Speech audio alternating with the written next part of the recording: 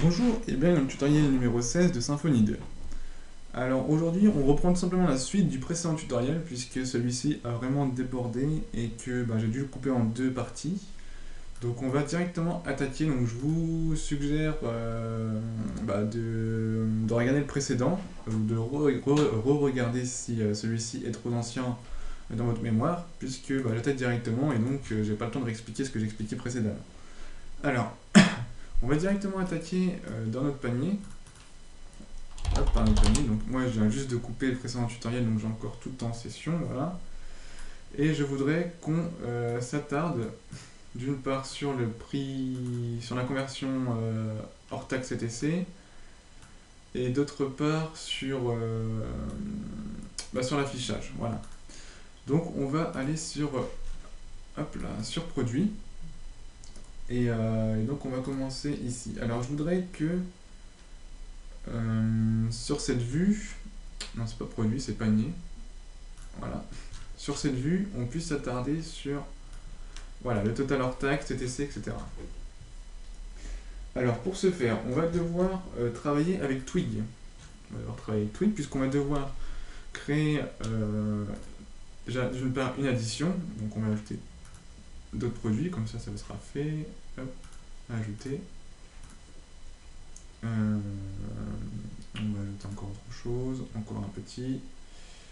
Est-ce que le poivron on l'a? Non, on ne l'a pas. Alors un petit poivron. Voilà. Alors on va devoir additionner tous les prix hors taxe. Donc pour ça on va devoir faire une addition avec Twig. Alors ça on l'avait vu, vous vous souvenez, c'est pas très compliqué. On fait juste un set total hors taxe, donc j'appelle ma variable hors taxe, on la met à 0. On va faire pareil pour TTC d'ailleurs. Set total TTC égale 0. Voilà. Et on verra pour la TVA après. Alors, une fois qu'on a fait ça, on va aller directement ici. Non, dans la boucle while, on a une for. Et ici, on va lui dire que de recette total hors taxe, donc de changer la valeur, et de lui passer donc total hors taxe plus notre valeur de produit, donc c'est produit en prix, fois le panier produit ID, fois la quantité. Voilà, je vais le fermer ici. On va faire sensiblement la même chose pour total TTC, est égal à total TTC plus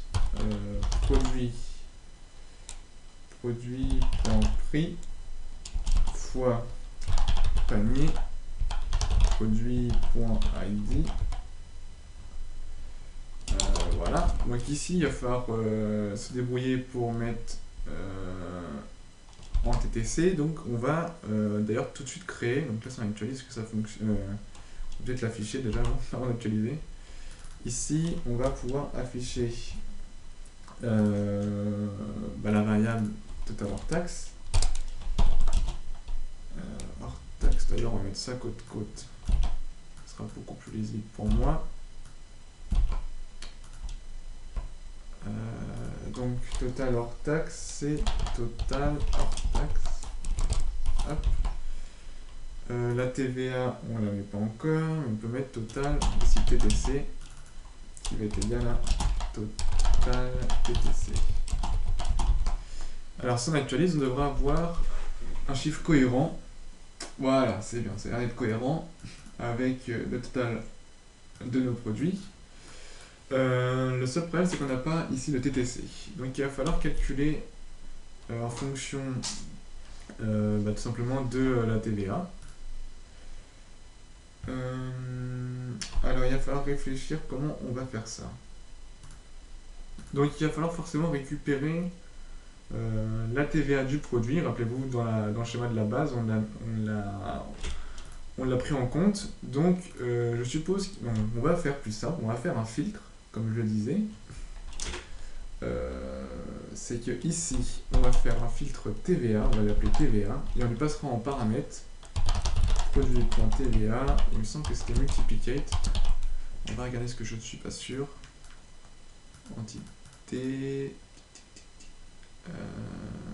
TVA, multiplicateur, ouais, c'est bien ça. Là, l'opération à effectuer. Voilà. Donc là, ce sera tout simplement la valeur entre guillemets de la TVA qu'on va appliquer à notre produit. D'ailleurs, ici, il manque une jolie parenthèse. À notre produit. Donc on va tout de suite faire le filtre Twig. Alors, il me semble qu'on avait déjà fait un. Voilà, c'est ça. Extension. Donc on va faire ici. Donc c'est pas TVA. Ah non, je viens de m'en rappeler. On n'a pas besoin de faire la fonction puisqu'on avait déjà fait l'extension. Donc on peut supprimer ça.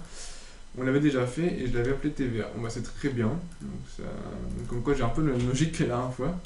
Donc le fonction filtre Twig TVA, on l'avait déjà fait, c'est vrai, je m'en souviens, pour l'affichage hors taxe TTC ici. Donc ça tourne très très bien. Donc si on actualise, ça devrait fonctionner. Voilà, donc ça fonctionne. Donc autant pour moi, je pensais qu'on ne l'avait pas fait. Alors c'est très bien, donc ça permet d'avancer beaucoup plus vite. Alors là on a bien notre total hors taxe et notre total TVA, TTC pardon, avec la TVA incluse. Donc maintenant il faut calculer ici le prix de la TVA en prenant en compte qu'une TVA d'un produit peut être différente. Donc ça, il va falloir y réfléchir. Donc moi j'ai déjà réfléchi.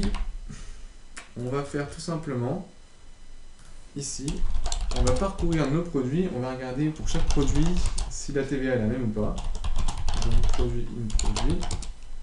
Et donc on va créer un tableau, ref TVA, égale ref TVA, je mets TVA comme ça,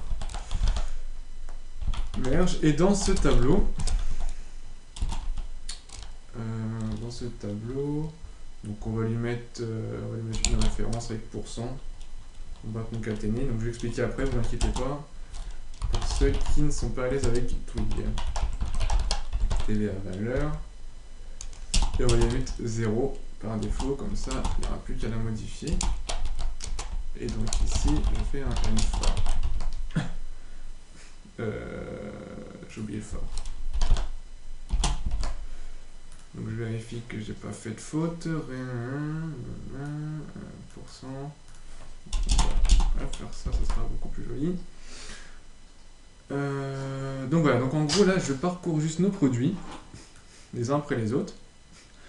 Je crée une variable ref TVA qui va être un tableau. D'ailleurs je ne l'ai pas initialisé, c'est pour ça que ça va cliquer si je fais pas ça. Donc set ref TVA égale un tableau vide. Voilà. Donc dans celui-ci je vais insérer à chaque fois qu'il y a une TVA différente la valeur de cette TVA. Donc produit TVA valeur, ça va juste être la key du tableau, et à l'intérieur de la key on lui passe tout simplement la valeur de la TVA. Donc on va faire un exemple juste après, ou alors on peut faire peut-être un dump pour que ça soit beaucoup plus explicite pour vous. Je vais le faire ici. Comme ça vous allez comprendre. Si je fais un dump de ref TVA, vous allez voir qu'ici pour l'instant il n'y a qu'une seule valeur. C'est que ça fonctionne du premier coup, c'est pas mal. Et c'est la TVA 20%. Alors maintenant, si je venais à modifier, alors on va prendre notre entité, on va modifier directement en base. Donc c'est pas très bien ce que je fais. Non, j'aime pas faire ça. Non, je vais pas vous montrer cet exemple-là, c'est pas très bien. On va prendre nos fixtures. Tac. TVA. Admettons ici on a la 1,75. C'est TVA 1 en référence. Et on va prendre le produit. On va y appliquer poivron rouge. Il est où poivron rouge? Celui-ci, voilà, on va y appliquer cette TVA. On va mettre à jour les fixtures. Et je vais vous montrer un exemple. E-commerce. Point fixture. Donc on met à jour les fixtures. Voilà. Et donc si j'actualise,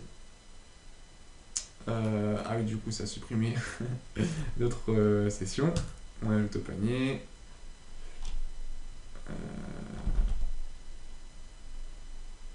Alors, ça fonctionne plus.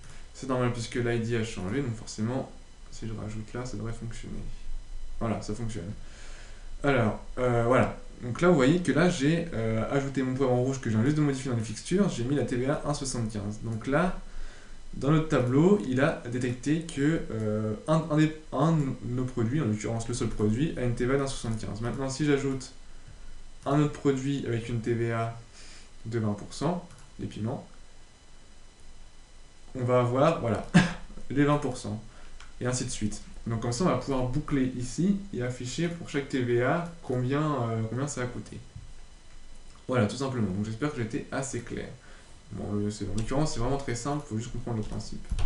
Donc on va retirer le dump, et on va se rendre ici, et on va récupérer ici le montant de chaque TVA.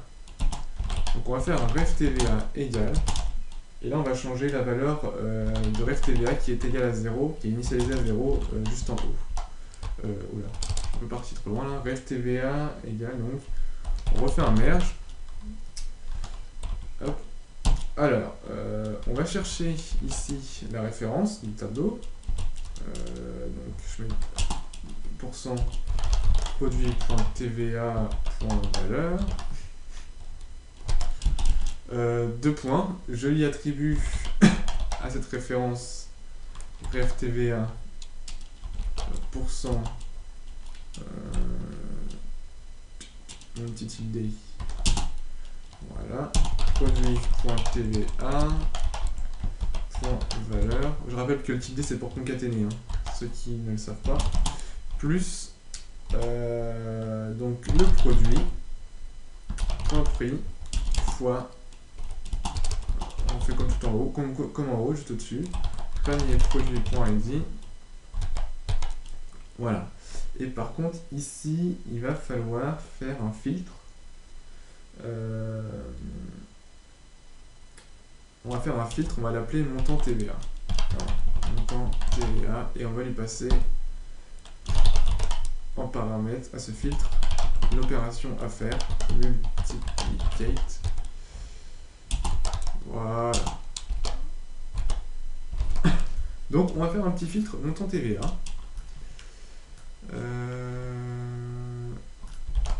Voilà, donc on n'aurait pas dû supprimer ça tout à l'heure, mais c'est pas grave. Hop, montant TVA. Et dans celui-ci, c'est ici qu'on va faire l'opération. Donc on peut modifier d'ailleurs directement montant TVA là. On va faire l'opération qui va calculer la TVA en fonction du montant. Donc montant TVA, on va modifier montant TVA et montant TVA. Alors on laisse prix TVA, on laisse ça, et là on va juste rajouter ici, on divise là par la TVA. Voilà. On va remettre une petite parenthèse ici. Moins, donc c'est le montant de la TVA, moins le prix hors taxe pour juste afficher le montant. Alors vous allez comprendre juste après, c'est un peu compliqué à expliquer, mais dans ma tête, c'est assez clair. Voilà.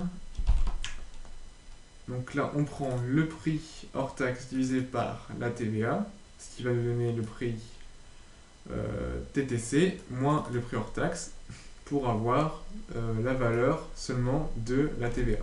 Voilà, c'est ça l'opération en fait. Et donc, le round 0, c'est pour arrondir à deux chiffres près des virgules. Et ici, c'est montant underscore TVA.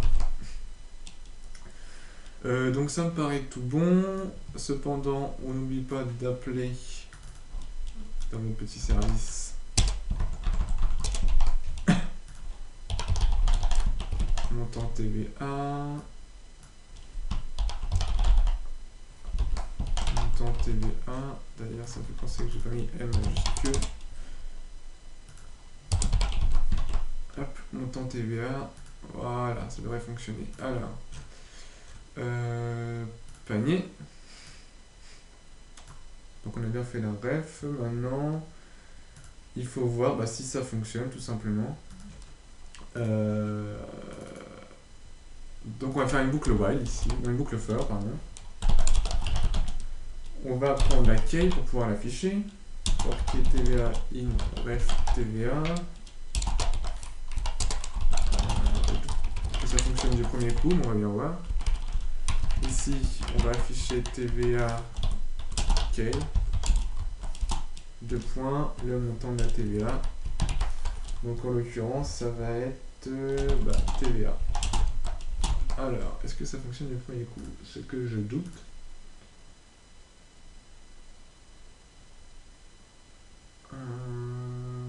Voilà, j'allais dire quand même tout ça. Donc c'est une 48.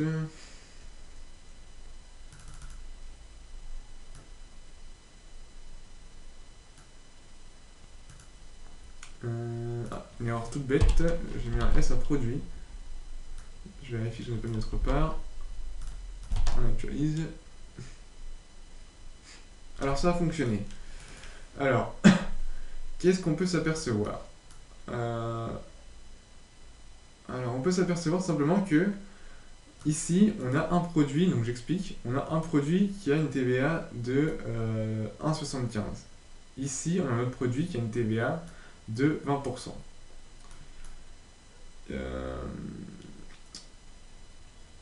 Lorsque on fait un total hors taxe, on a bien l'addition de ça et ça. Si on fait un total TTC, on a bien l'addition de ça plus sa TVA, de ça plus sa TVA, ce qui fait un total TTC. Maintenant, pour question de respect de la loi, on est obligé d'afficher la TVA ainsi que son montant. Donc là, on affiche la TVA de 1,75 qui correspond au produit poivron rouge, qui a lui une TVA de 0,04, puisque si on prend le prix hors taxe et qu'on lui applique la TVA d'1,75, on va bien avoir en retour de résultat 0,04. Et identique pour la TVA 20%. Donc voilà pourquoi j'ai fait tout simplement ça, pour avoir un site e-commerce qui correspond à la loi du marché, tout simplement. Et donc, si on additionne tout ça, donc on va quand même faire une vérification, on a 5,98 plus 0,04 plus 0,8, on a bien 6,82, donc ça fonctionne bien.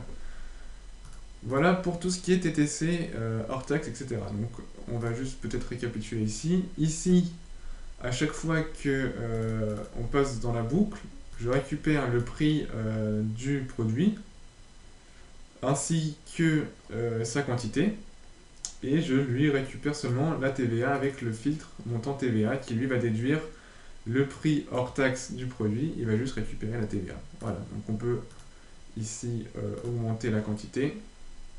Vous allez voir que la TVA augmente en conséquent et le prix aussi. Donc voilà, donc qu'est-ce qu'il nous reste à faire? Alors déjà dans un premier temps, j'ai remarqué ici que, donc ça c'est le continuer les achats, il n'y a pas l'URL. Donc on va juste le rediriger vers panier, j'avais dit c'était panier, non c'est panier, non c'est passe, voilà. Passe et c'est produit, voilà c'est ce que je voulais faire. Voilà, comme ça on pourra continuer les achats, livraison, etc. Donc ça va être bon. Alors on continue les achats. Donc je voulais que lorsque le produit est dans le panier, on ne puisse pas le rajouter au panier, puisqu'il est déjà dans le panier. Donc ce serait un petit peu ridicule. Je ne sais pas si vous pensez comme moi ou pas, mais moi je vous le dis. Alors, on va aller donc dans produit contrôleur. Je ne sais pas si... Non, il n'est pas ouvert. Produit contrôleur. Voilà. Et donc, dans ces deux-là, on va prendre d'une part présentation et produit tout court. Voilà. On va récupérer ici... hop, on va récupérer la session et le panier. Voilà. Hop. Non, juste la session. Voilà. Et comme ça, en fonction de ça, on va pouvoir... D'ailleurs, on va mettre la session en premier. C'est plus propre. Voilà. On va pouvoir ici... donc là, on a la requête produit. Tac, que je réfléchisse. Voilà, donc on va... ouais, c'est ça. On va passer... après ça, on va lui dire que si la session de panier, donc si la variable session panier existe, as panier, donc panier égale session get panier, voilà. Sinon on va retourner false, et donc là on va passer le panier. Comme ça on va pouvoir vérifier que le produit n'est pas dans le panier directement dans la vue panier, et comme ça ça fait pas de traitement en base supplémentaire. Panier. Voilà, on va faire potentiellement la même chose pour présentation. Donc on va avoir besoin de la session. Hop. Tac, donc ça. Et on va avoir besoin ici de ça. Voilà. Et on va retourner panier également.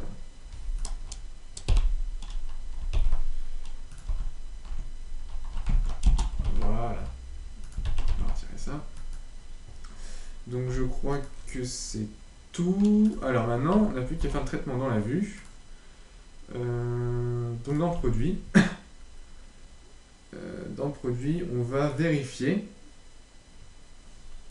lorsque, voilà, ici, on ajoute que le produit en question n'est pas déjà dans le panier. If panier, on lui passe panier, je vous rappelle que c'est la même session qu'on a passée en paramètre dans la méthode, donc qui retournait la vue, pardon, qui repasse en paramètre et qui retournait la vue. On lui passe le produit en question, donc c'est produit.id, donc is not defined, donc c'est-à-dire qu'il n'est pas dans notre panier, et bien on peut l'afficher. And if. On va copier ça, et on va faire pareil pour présentation. Sauf que lui, on va directement faire ça là. Hop. On va dire hop.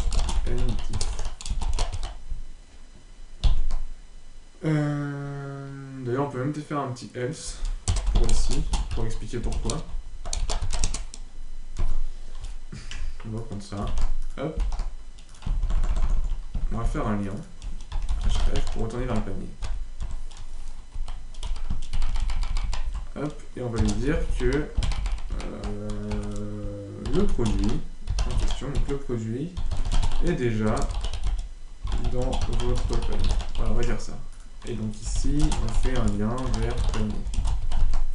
Alors, on va vérifier que ça fonctionne. En l'occurrence, ça n'a pas de fonctionner. Link 51.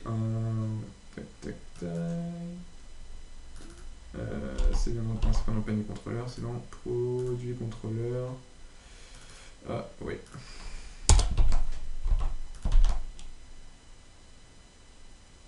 Voilà, donc on peut voir que produit poivron rouge et piment. On actualise ça, voir si c'est bien eux qui sont. Voilà, produit poivron rouge et piment, ils sont bien dans notre panier, donc on ne peut pas l'ajouter au panier. Si on va dans plus d'infos, on a bien le produit déjà dans votre panier. Donc ça c'est impeccable, c'est ce qu'on voulait. Alors, qu'est-ce qu'il nous reste à faire? Donc j'avais dit... Ah ouais, quand on n'avait plus de produits dans notre panier, donc quand on n'avait qu'un produit, hop, j'aimerais bien que on affiche un truc un peu plus joli. En l'occurrence qu'on puisse pas valider son panier, qu'on n'affiche pas ça et qu'on dise bien qu'il n'y a pas d'article dans le panier. Donc on va faire un peu de rangement parce qu'il y a trop de trucs d'ouvert. Voilà, panier. Et donc ici, on va dire après ça, d'ailleurs. Non, pas après ça, on va le dire d'ailleurs ici. Voilà, on va faire un if produit length, on récupère le nombre de produits dans notre tableau, est égal à 0. On va faire un TR. On va faire un TR. À l'intérieur du TR, on va faire un TD. On va le call span. Il y a combien de 1, 2, 3, 4. On va faire un call span de 4. Hop, voilà. Et donc, on va dire aucun article dans votre panier.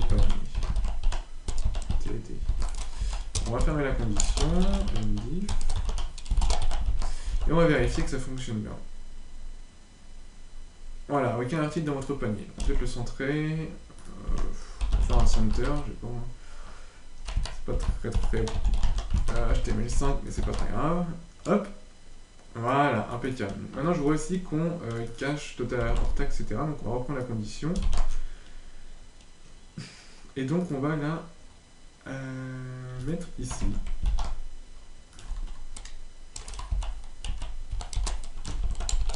Ndiff. Et donc, ça devrait cacher tout ça. En l'occurrence, ça ne cache pas.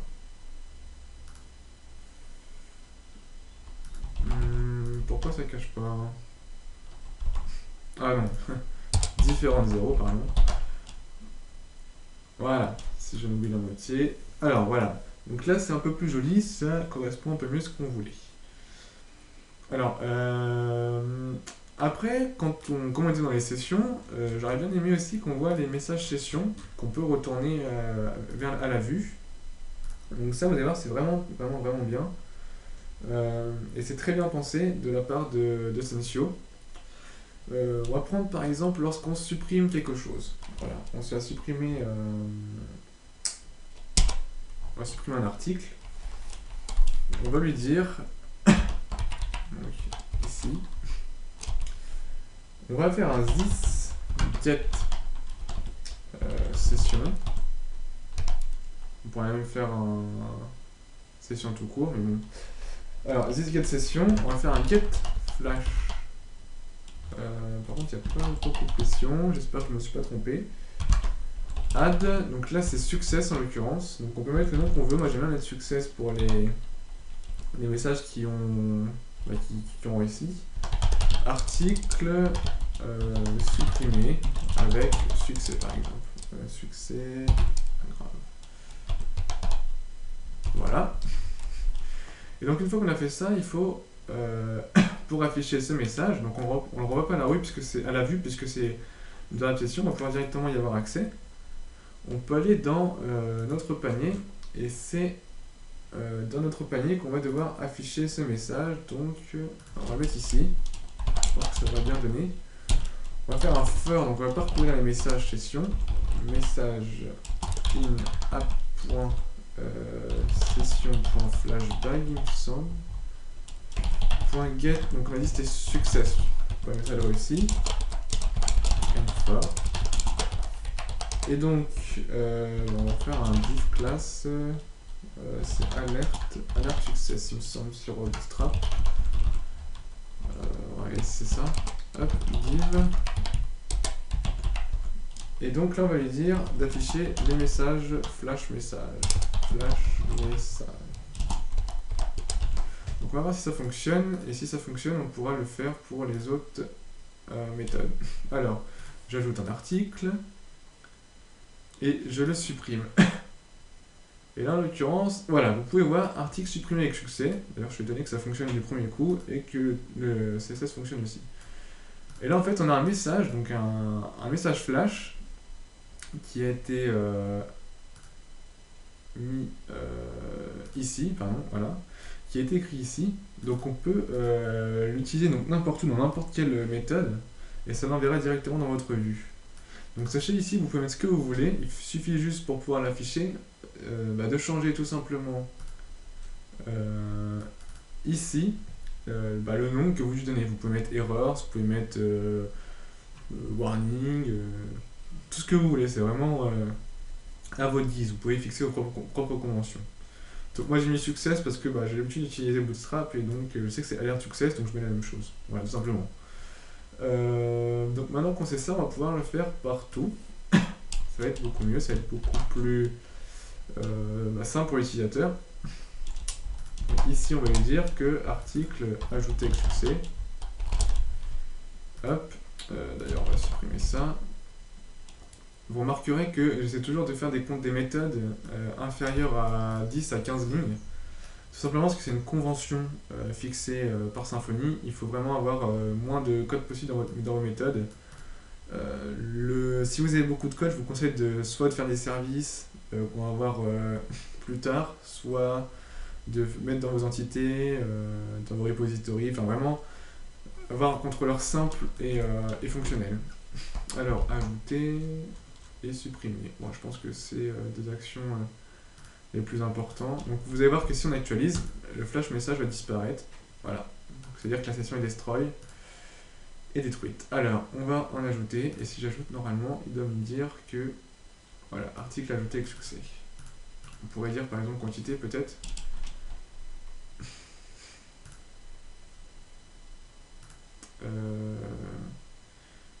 Ouais, le problème c'est que ajouter, il a mis la quantité.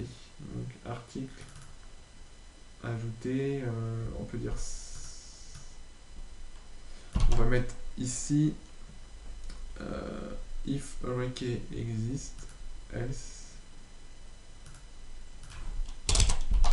Voilà.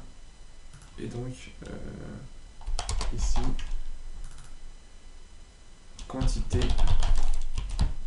modifiée avec succès. Voilà, ça devrait me fonctionner. On va regarder ça. Si je modifie la quantité, il existe déjà dans le tableau. Quantité modifiée avec succès. Impeccable. On va prendre notre légume. La petite tomate, on l'ajoute.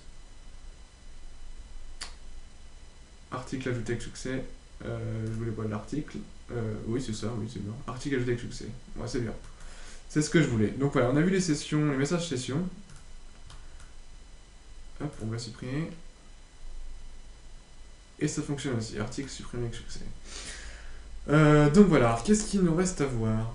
J'avais dit qu'on ferait un petit menu ici pour accéder directement au panier. Donc on va le faire, on va vraiment se dépêcher parce que là je vais encore exploser le temps que je me suis fixé.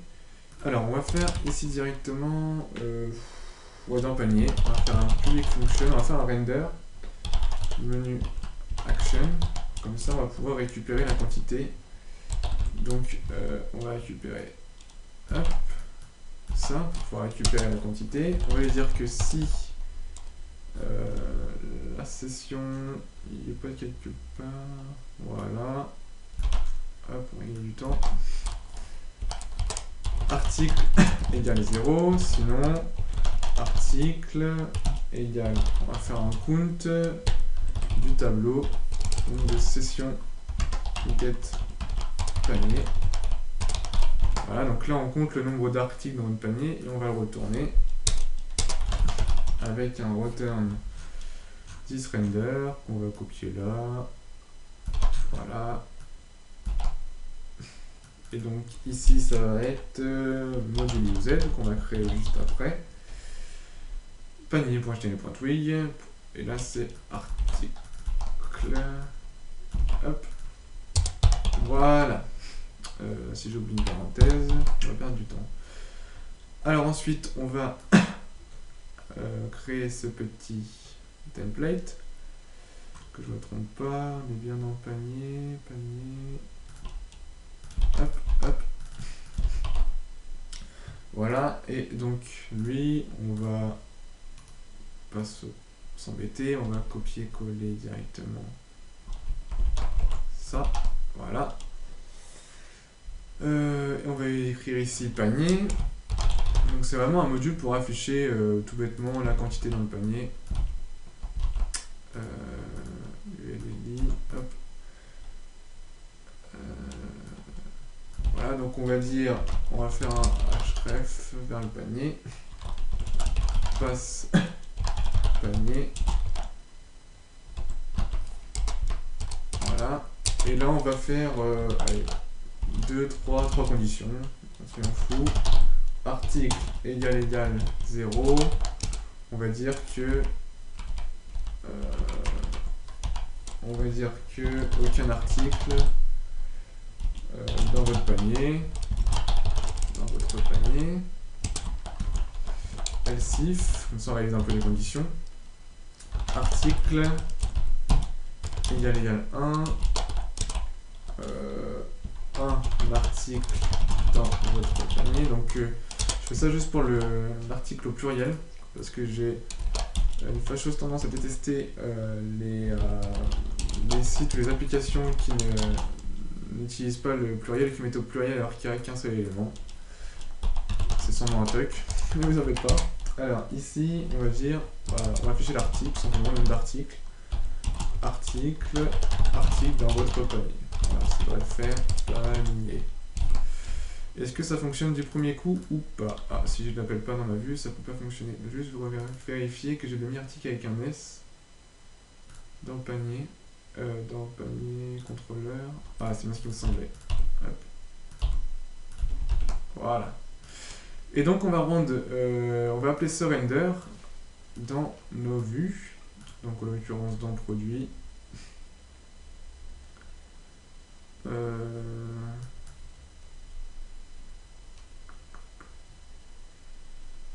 Ici. Render. Controller. On est dans e-commerce bundle. Panier. Menu. Voilà. Est-ce que ça fonctionne ou pas?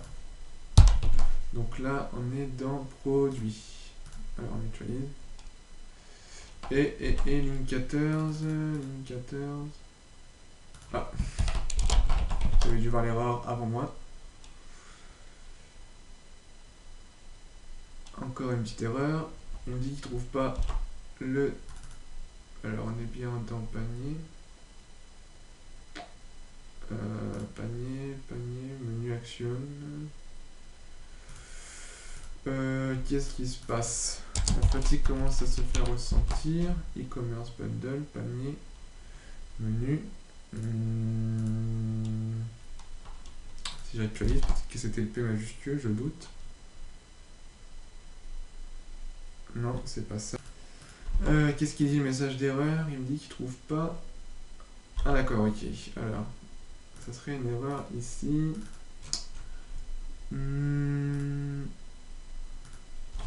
Oh là là, je ne pensais pas perdre autant de temps sur un petit truc comme ça. Ah, alors, default, panier, du Z, panier.html.twig. Et donc, l'erreur, elle est toute bête. J'ai oublié un S, module, je suppose. Et voilà, donc je m'excuse pour le temps de déblayage. Alors, on a bien 4 articles dans notre panier, dans votre... On va modifier ça aussi. Dans votre... Donc là, on ressent bien la fatigue de 2 tutoriels enchaînés. Je m'en excuse. Voilà, 4 articles dans votre panier. Donc on va en supprimer juste pour vérifier. Ah oui, en fait, il compte la quantité. Pourquoi 4? Pourquoi 4 articles dans mon panier? J'en ai que 2. Je vais vider le cache peut-être. Clear cache. Cache clear plutôt. Hop. Alors allez, clear le cache. Est-ce que ça prend un petit peu de temps? Donc là on arrive sur la fin du tutoriel. Moi je pense que c'est un problème de cache au niveau des produits dans le panier. Voilà. Donc une fois qu'on a fait ça, on va réactualiser. On va voir que ça fonctionne bien. Est-ce que j'ai bien un article? Donc là j'ai bien un article dans mon panier. Si je supprime, hop, j'ai bien qu'un article. Si j'ajoute, j'ajoute. Donc là j'aurai 2 onglets qui vont les ajouter. Donc en l'occurrence c'est normal que j'ai 2 fois l'article. Je retourne sur la page d'accueil. J'ai bien 2 articles. Donc là ça fonctionne. Donc c'est juste un problème de cache. N'oubliez pas de temps en temps supprimer vos caches. Donc voilà, donc là ça fonctionne bien. On va juste peut-être appeler notre render ici dans la présentation. Voilà, comme ça on pourra accéder à nos articles aussi dans la présentation d'un article. Voilà, impeccable. Donc voilà, donc je vais clôturer ce tutoriel. Donc je m'excuse pour la partie débugage à la fin. Je vous dis concrètement, je ressens beaucoup la fatigue. Donc voilà, donc je vous donne rendez-vous au prochain tutoriel. J'espère que ça a été pour la deuxième partie du panier. Donc là on a un panier fonctionnel. On pourra voir au prochain tutoriel un service, comment on crée un service, un listener plutôt, qui nous permettra de vérifier si l'utilisateur est bien connecté pour pouvoir accéder à la suite, donc à l'étape suivante après le panier. Donc voilà, donc rendez-vous au prochain tutoriel et donc je vous souhaite bon courage et bonne continuation.